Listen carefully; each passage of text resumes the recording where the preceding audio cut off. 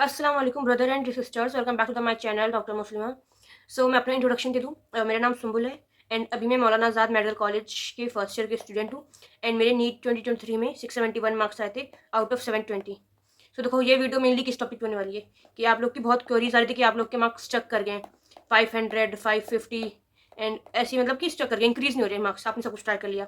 देखो, मैं पहले अपना बता दूँ कि मेरे जो मॉक टेस्ट में मार्क्स आ रहे थे जब मैं दे रही थी नीट के टाइम, तो मेरे 550 एवरेज आ रहा था, मैक्सिमम 16, बट मेरे नीट में जाके 671 मार्क्स से कैसे जंप हो गया था एकदम से।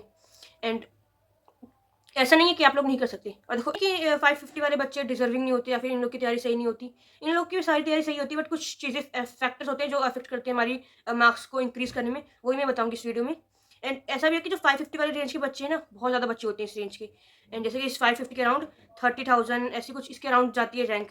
एंड अगर ये बच्चे मतलब कि प्रॉपर जो भी स्ट्रेटजी होती है वो लगाते तो वो बच्चे भी इंक्रीज कर सकते हैं मार्क्स, क्योंकि मैंने इंक्रीज करे थे। तो वो ये वीडियो बहुत ज़्यादा प्रैक्टिकल होने वाली है एंड 101% आपकी 100% मतलब कि इंक्रीज करेंगे मार्क्स अगर आप ये वीडियो लास्ट तक जरूर देखते हो तो। और देखो, बहुत सारे फैक्टर्स अफेक्ट करते हैं। पहली बात, एक ही फैक्टर नहीं है, बहुत फैक्टर्स होते हैं। एंड जैसे कि अगर पहले तो आपका सिलेबस कंप्लीट हो, आपकी रिवीजन भी अच्छे से हो रखी हो एंड जो भी मिस्टेक्स हो आप एनालाइज कर रहे हो, पेपर दे रहे हो एनालाइज कर रहे हो एंड नोटबुक वगैरह सब अच्छे से बना रखी है आपने। ये सब मतलब ये नहीं बस आप सीधा जो मैं बताने वाली हूँ आपको ही करो। एक प्रॉपर वो होता है, स्टेप होता है, उसको फॉलो करना होता है। आपका सिलेबस कंप्लीट है, आप टेस्ट भी दे रहे हो, एनालाइज भी कर रहे हो, सब कुछ कर रहे हो, बट अभी भी मार्क्स स्टक हो गए आपके। उसके बाद आपको क्या करना चाहिए? देखो, सबसे पहले तो ये है कि मार्क्स इंक्रीज हो या ना हो, आपको टेस्ट देने हैं, क्योंकि टेस्ट देने से आपकी प्रैक्टिस होगी। एंड ऐसा नहीं है कि एक बैग सब कुछ आपका इंक्रीज हो जाएगा मार्क्स। ये जो मार्क्स चेक हो रही है सब पूरा प्रोसेस है, मतलब कि ये एक दिन का खेल नहीं है। आप अभी टेस्ट दोगे, फिर आपके 400 से 450 जाएगा, फिर 500 जाएगा, फिर 550 जाएगा, ऐसे ऐसे एक प्रोसेस से इंक्रीज होता है मार्क्स। एक दिन में किसी के मार्क्स 600 या 700 नहीं आ जाते, ये धीरे धीरे इंक्रीज होता है, तो आपको टेस्ट देते रहना चाहिए। और देखो, मेरे साथ खुद ऐसा था, जैसे नीट 2022 में और नीट 2021 में मेरे मार्क्स खुद चेक कर गए थे 500 के रेंज में। मतलब मेरे मार्क्स 574, 581 इसी पे स्टक कर जा रहे थे। और मैं खुद सोची थी कि मतलब सारी तैयारी सही है, सब कुछ चीज़ें आता है और सारी तैयारी अच्छे से कर रखी है, बट फिर भी मार्क्स नहीं इंक्रीज हो रहे, 600 पे नहीं जा रहे थे मेरे मार्क्स, 600 क्रॉस ही नहीं हो रहे थे। और ये भी कि सारा खेल ही 500 से 600 पे जंप करना, कि सारा यहाँ का जो चेंज है ना, सारा खेल ही सीखा है, क्योंकि इस जो बहुत से बच्चे आ रहे थे इस रेंज में, मतलब कि 30,000 रैंक आती है इसके अराउंड, इस मार्क्स के अराउंड। और बट इस रेंज में तो बहुत ज़्यादा बच्चे आ रहे होते हैं। तो देखो, मैं बहुत ज़्यादा प्रैक्टिकल बताने वाली हूँ, बहुत ज़्यादा ही प्रैक्टिकल होगी ये जो मैं बताऊँगी वीडियो। एंड मैंने खुद इंक्रीज़ करे मार्क्स, तो वीडियो को एंड तक ज़रूर देखना। तो अभी भी बहुत से बच्चे के डाउट्स आ रहे हैं, क्वेरीज आ रहे हैं कि कौन से टेस्ट दें, कैसे टेस्ट दें, ऑफलाइन दें, ऑनलाइन दें, और कितने टेस्ट दें, और भी टेस्ट हमें देने हैं, हम इतने टेस्ट दे रहे हैं तो और भी टेस्ट कहाँ से दें। तो उसके लिए मैं बता दूँ कि दिशा पब्लिकेशन की बुक है, इसमें 11 मॉक टेस्ट है एंड बिल्कुल जो न्यू सिलेबस अनाउंस हुआ है उसके अकॉर्डिंग बिल्कुल इसमें दिए रखे हैं आपको सारे क्वेश्चंस। एंड मैं आपको दिखा दूँ, इसमें 11 मॉक टेस्ट है एंड उन मॉक टेस्ट के बिल्कुल डिटेल सॉल्यूशन भी मिलेंगे आपको इसमें। एंड मैं आपको एक मॉक टेस्ट दिखा भी देती हूँ, जैसे फिजिक्स और केमिस्ट्री एंड बायो के सेक्शन है एंड उसमें section A and section B जैसे न्यू पैटर्न के अकॉर्डिंग है वैसे डिवाइड कर रखा है। एंड इसमें आपको एडजेसेंट रीजन से क्वेश्चन मिलेंगे, मैचिंग से क्वेश्चन मिलेंगे, डायग्राम से क्वेश्चन मिलेंगे, जैसे न्यू पैटर्न का आपका जैसे चल रहा है नीट में उसके अकॉर्डिंग सारे उसी हिसाब से क्वेश्चन दिए गए हैं इसमें।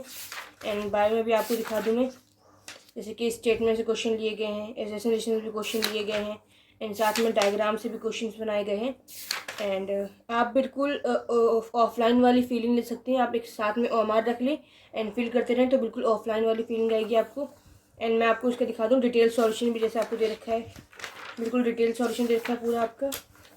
एंड इसका लिंक मैं आपको डिस्क्रिप्शन में दे दूँगी, आप चेकआउट कर सकते हैं। एंड साथ ही में आप ये बुक देख सकते हैं जिसमें आपको 2006 से 2023 के सॉल्व पेपर्स मिलेंगे चैप्टर वाइज। एंड इसके साथ ही आपको पूरे डिटेल सॉल्यूशन मिलेंगे विद वैल्यू एडेड नोट्स, आप ये भी देख सकते हैं, लिंक डिस्क्रिप्शन में है।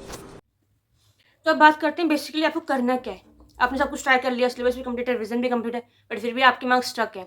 तो आपको देखना है कि आपकी स्ट्रैटेजी क्या है पेपर के अटेम्प्ट करने की। एंड आपके पास वो 3 घंटे, आप उसको यूटिलाइज कैसे कर रहे हो कि आपका पूरा पेपर भी हो जाए, आपकी सिली मिस्टेक्स भी ना हो, आपके पास टाइम भी बच जाए, आपने ओमार भी फिल कर लीजिए, आपको ऐसे अटेम्प्ट करना है पेपर को। तो मैं आपको बता दूँ कि मैंने कैसे अटेम्प्ट किया था अपना पेपर। तो देखो, करना क्या है, पहले तो 3 जो फिज़िक्स, केमिस्ट्री और बायो सेक्शन है, इसमें से कोई एक सेक्शन सबसे पहले आप चूज़ करते हो एंड अकॉर्डिंगली ये सब वेरी करता है। कोई फिज़िक्स करता है पहले, कोई केमिस्ट्री करता है, कोई बायो करता है। तो मुझे तो बायो सही लगता है करना, क्योंकि स्कोरिंग होता है, लेंथी होता है। अगर ये एक बार ये थोड़ा हो जाए तो एक कॉन्फिडेंस आ जाता है कि हाँ, पेपर थोड़ा हो गया है, तो टेंशन थोड़ी कम हो जाती है। तो मैं सबसे पहले मैंने बायो अपना स्टार्ट किया था। तो देखो ऐसा करना कि बायो में आपको ज़्यादा टाइम ना जाए, 30 मिनट से ज़्यादा आपका जाए, 30 से 40 मिनट। और कभी कभी बायो का पेपर लेंथी भी आ जाता है, तो वो देख के करना है आपको कि आप सब कुछ मैनेज करना है आपको टाइम को। तो देखो बायो मैंने स्टार्ट की थी, सेक्शन ए था और सेक्शन बी था। सबसे पहले सेक्शन ए स्टार्ट करूँगी मैं सेक्शन बी पहले नहीं करती, सेक्शन ए करूँगी। और जब मैंने सेक्शन ए स्टार्ट किया, तो आपको ये माइंड में रखना है, आपके पास जो जो क्वेश्चन आ रहे हैं, पहले जैसे कोई क्वेश्चन आया, आपको लग रहा है मेरे को 100% क्वेश्चन आता है, तो आपने क्वेश्चन कर लिया और वो आपको लगता है 100% सही है क्वेश्चन, तो आप वो टिक लगा दो ऊपर क्वेश्चन पे। मान लो 100 क्वेश्चन आप कर रहे हो, आपने क्वेश्चन किया, आपको पता है कि 100% ये सही है आंसर, तो आपने उस पर टिक लगा दिया। आपको इसको दोबारा नहीं देखना, मतलब क्योंकि जहाँ तक मुझे लगता है सेकंड राउंड और थर्ड राउंड जाने का इतना टाइम नहीं होता आपके पास अभी पूरा पेपर बचा है आपके पास। तो मेरा यही है कि आपको जो लगता है 100% क्वेश्चन आपको लगता है सही है एंड पूरे शर्ट के साथ आप उस पर लगा लिया, मैं टिक कर लिया, तो उस पर आप टिक कर लो कि हाँ ये मेरा 100% सही है। क्योंकि ऐसे क्वेश्चन होते हैं कि आपको लगता है कंफर्म ये इसका आंसर यही होगा और कुछ नहीं हो सकता। एंड रिलैक्स होकर करना सबसे पहले, तो ये नहीं हड़बड़ाहट में गलत करते चले जाओ, क्योंकि कोई फायदा नहीं हड़बड़ाहट का, क्योंकि आपका पेपर खराब ही होना उससे। तो उसके बाद आप ऐसे करते हुए जा रहे हो, आपके मान लो 4-5 क्वेश्चन हो गए ऐसे, हाँ 100% सही है, तो आपने टिक करते हुए चलते गए आगे। एंड उसके बाद एक क्वेश्चन आता है, आपको 2 ऑप्शन में डाउट आ रहा है, इसका ये है कि ये है, एंड आप अटक रहे हो वहाँ पे। तो आपको अटकना नहीं सबसे पहले तो, क्योंकि टाइम जाएगा तो आपका पेपर छूटेगा अगर आप एक भी क्वेश्चन में रुक रहे हो। बहुत ज़्यादा टाइम नहीं देना आपको किसी भी क्वेश्चन में। आपको अगर यहाँ पे डाउट आया कि ए ऑप्शन है कि बी ऑप्शन है, तो पहले तो आपको जो लग रहा है कि हाँ इसका यही होगा, 90% ए है, तो उस पर एक टिक लगाओ। एंड ए और बी में डाउट है, उसमें एक सर्कल लगाते हो चलो। एंड उसके बाद जो मान लो 105 क्वेश्चन था ये, उस पर आपको डाउट है, तो एक सर्कल लगा दो उसके ऊपर।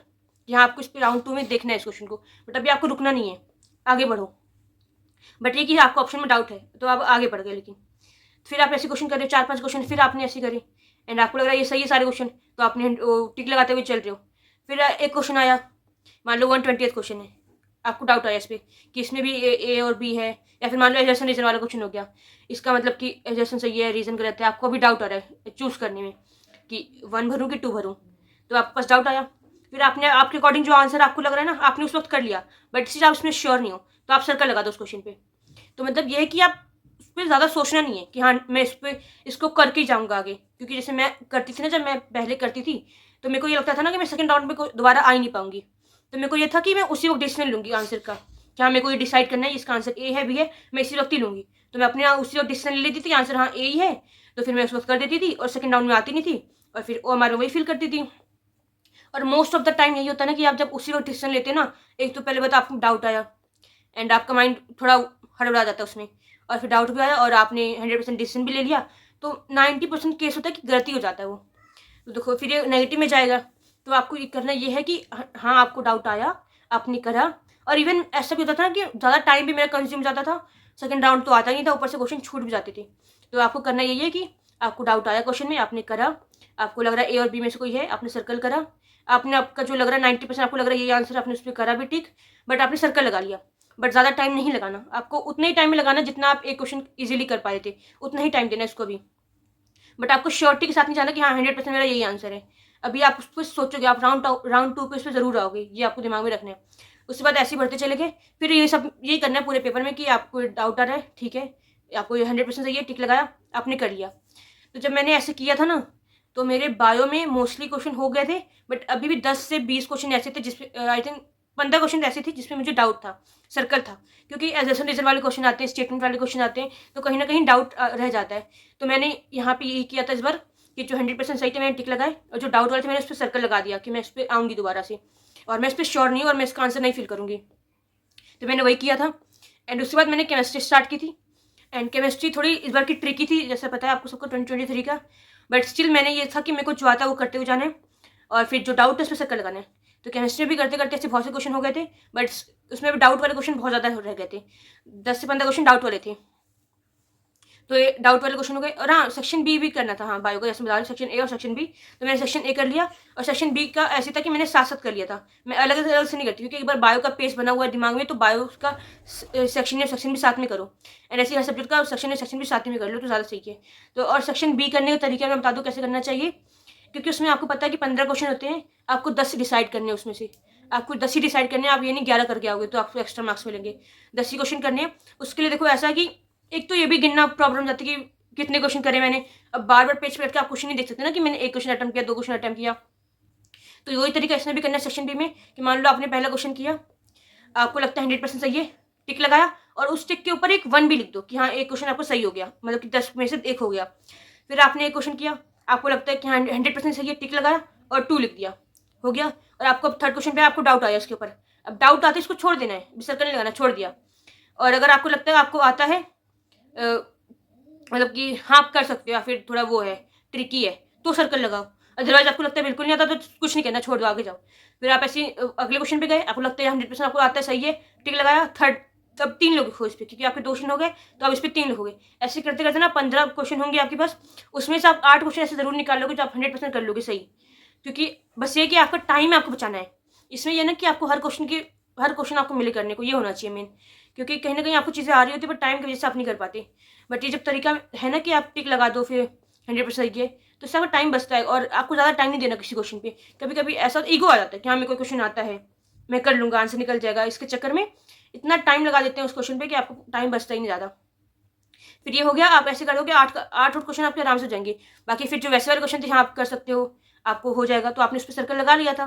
तो आपको 10 ही क्वेश्चन करने, 2 क्वेश्चन बचे आपको, आप सर्कल लगा लिया। अब आप आगे चले जाओ, वैसे केमिस्ट्री पे चले जाओ, आप केमिस्ट्री का भी ऐसी सेम चीज़ें करोगे, जो आ रहे हैं टिक लगाया, जो नहीं आ रहे उस पर सर्कल लगाया, आपको सॉल्व किया आपने, आपके डाउट आया या फिर जो भी हुआ, पर ज़्यादा टाइम नहीं देना किसी भी क्वेश्चन पे, सर्कल लगाया, आगे बढ़ा। वैसे फिजिक्स में भी करोगे तो आपका पूरा पेपर एक बार हो गया अच्छे से, जो आप कर सकते थे फटाफट आराम से। ये पूरा पेपर हो गया। तो अब उसके बाद आप करोगे ओमार फिल करो, क्योंकि ओमार भी फिल करना बहुत ज़रूरी है, क्योंकि पता चले आपने पूरा पेपर कर लिया और हमारी फिल नहीं है। फिर ओमार फिल करोगे, ओमार फिल करते वक्त आपको ये ध्यान रखना है कि आपने जो 100% टिक लगाया था ना, आपको पहले वही करना है। जो सर्कल वाले उसको नहीं करना, क्योंकि आपको उस पर डिसीजन अभी डाउट में है, और अगर आप वो करोगे तो कन्फर्म गलती होगा। तो जो 100% टिक वाले थे आप वो सारे ओमार में फिल करोगे, bio, chemistry and physics. And OMR fill करने का भी तरीका हमेशा यही करा करो, अगर उसमें लिखा है 100 का ए आपने करा है तो ऐसे बोलते हुए करो, 100 का ए, 101 का बी, 103 का इतना, 105 का ऑप्शन सी। तो इससे होगा कि हमारे में गलती के होने के कम चांसेस होते हैं। मैं बता दूं कि मेरे हमारे में कभी गलती नहीं हुई इस वजह से। एंड ये भी करना कि आप एक डॉट डॉट लगाते हुए चलना। मान लो कभी गलती हो भी जाए कि मान लो 100 का आपको ए लगाना था, आपने गलती से बी पे टिक कर दिया, तो एक डॉट लगाओगे ना तो फिर उतना वो गलत नहीं माना जाता। अपन सिर्फ डॉट करा था, आपको लगता है ए, फिर आप ए में डार्क कर दो पूरा उसी वक्त, क्योंकि एक डॉट से ना मतलब कि नेगेटिव नहीं होता। मतलब मैंने भी ऐसे करा ना, डॉट जब मेरा लगता था उससे नेगेटिव नहीं जाता था, मैंने मार्क्स कैलकुलेट करे। तो डॉट इतना मतलब कि आई थिंक इतना मशीन में नहीं लेता होगा जब आप पूरा डार्क कर दोगे, जो राइट ऑप्शन है। तो मैंने पहले डॉट डॉट पूरा भर लेती थी, फिर बाद में पूरा डार्क करती थी। तो बस ये कि टाइम मैनेज करके आपको चलना होगा पूरा। उसके बाद आप जब आपने पूरा वो कर लिया, सेक्शन ए जो टिक वाले थे सारे 100%, अब आपके पास मतलब मेरे पास 50 मिनट फिर भी बच गए थे। मैंने पूरा पेपर कर लिया, जो जो मुझे आता था 100% सही है। एंड इवन जो मेरे को नहीं आते थे, मैं वो क्वेश्चन मैंने पढ़ तो लिए थे ना, बट इतना कि मैं ऑप्शन ए और ऑप्शन डी में या सी डी में जो भी थी वो श्योर नहीं थी, बट पढ़ तो लिए थे। तो 40 से 50 मिनट मेरे पास बच गए थे एंड मैंने ओमारी फिल कर ली थी। अब मैं बिल्कुल रिलैक्स होकर पेपर कर रही थी। एंड अब मैं आराम से बायो के मैंने स्टार्ट किया, जो मेरे 10-15 क्वेश्चन रह गए थे। ऐसी केमिस्ट्री के भी जो 10-15 क्वेश्चन रह गए थे, और उसी फिजिक्स में भी कुछ क्वेश्चन रह गए थे। तो उसके बाद जब आप करोगे वो जो सर्कल वाले थे, तब आप थोड़ा गौर करो कि हाँ इसका ये है, और ऐसा नहीं आपको वो नहीं आता था, और वो कुछ आपको आते थे, बट ये कि आप थोड़ा श्योर नहीं थे। फिर जब उस वक्त आप डिसाइड करोगे ना, वो सही हो जाएगा क्वेश्चन। और ऐसे सिले मिस्टेक्स होने के कम चांसेस होते हैं। फिर जब आप डिसाइड करना कि आपका 100% आपको लग रहा है, हाँ 99% या 100% आपको यही लग रहा है, फिर आप उस वक्त ओएमआर में लग कर लो। फिर अगले क्वेश्चन पे जाओ, आपको लग रहा है इसका आंसर ये, फिर ओएमआर में साथ साथ फिल कर लो। फिर ऐसे ही करोगे तो इजीली हो जाएगा पूरा पेपर, और टाइम भी बचेगा आपके पास। ओएमआर में आपके ऑलमोस्ट फिल है, आपके 100 जो आपको सारे क्वेश्चन आते थे वो भी कर लिया आपने। अब जो थोड़ा बहुत जो ट्रिकी आपको लगा, थोड़ा डाउट था, अब वही करना है। और जो अभी आपको लग रहा है नहीं आ रहा, बिल्कुल अभी भी नहीं समझ आ रहा, उसको छोड़ दो। आपको जरूरत नहीं कि आपको पूरा पेपर करना है, आपको सिलेक्शन लेना, टॉपर नहीं करना आपको। तो उस हिसाब से आप करो, अब पेपर नेगेटिव भी कम होंगी आपकी, सिले मिस्टेक्स भी कम होती हैं इससे, एंड ओमार में भी गलती नहीं होती ज़्यादा। तो फिर मैंने ऐसे ही किया था। तो मेरा मतलब कि मेरे को तो ये था कि मेरे सिले मिस्टेक्स बिल्कुल नहीं होती पूरे पेपर में, इस वजह से। तो अब आप भी मतलब एक ट्राई करके देखना, एक बार, एक दो बार ट्राई करना, आप देखना, इससे मतलब ज़रूर इफेक्ट पड़ेगा आपके मार्क्स में। एंड होगा तो मैं अपना पेपर भी दिखा दूंगी, जो मैंने नीट 23 का करा था, कैसे करा था, ढूंढना पड़ेगा अभी कहाँ रखा है, फिर मैं आपको दिखा दूंगी एक अलग सी वीडियो में कि मैंने कैसे कैसे पेपर पूरा अटेम्प्ट किया था अपना। एंड आई होप इससे आपको कुछ तो हेल्प मिले इस वीडियो से। एंड तब तक बस इतना ही था इस वीडियो में। तब तक के लिए अल्लाह हाफिज़।